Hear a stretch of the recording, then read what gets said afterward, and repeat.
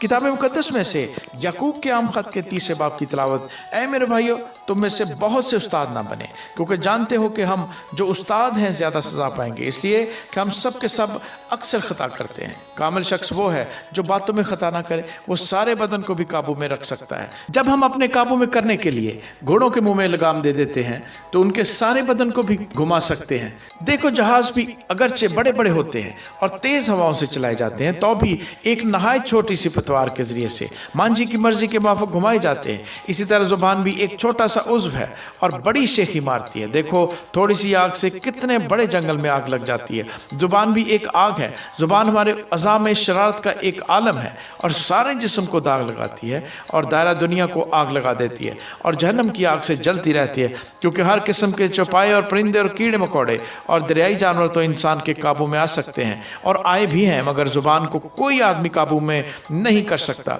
वो एक बला है जो कभी रुकती ही नहीं, जहर कातिल से भरी हुई। इसी से हम खुदावंद और बाप की हमद करते हैं और इसी से आदमियों को जो खुदा की सूरत पर पैदा हुए हैं बद्दुआ देते हैं। एक ही मुंह से मुबारकबाद और बद्दुआ निकलती है। ऐ मेरे भाइयों, ऐसा ना होना चाहिए। क्या चश्मे के एक ही मुंह से मीठा और खारी पानी निकलता है? ऐ मेरे भाइयों, क्या अंजीर के दरख्त में जैतून और अंगूर में अंजीर पैदा हो सकते हैं? इसी तरह खारी चश्मे से मीठा पानी नहीं निकल सकता।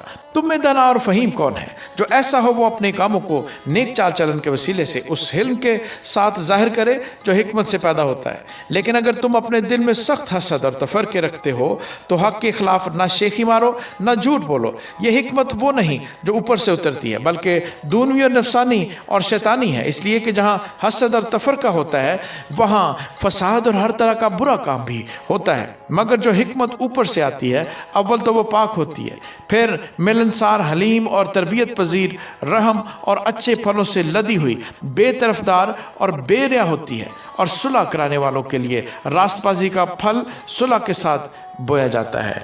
आमीन।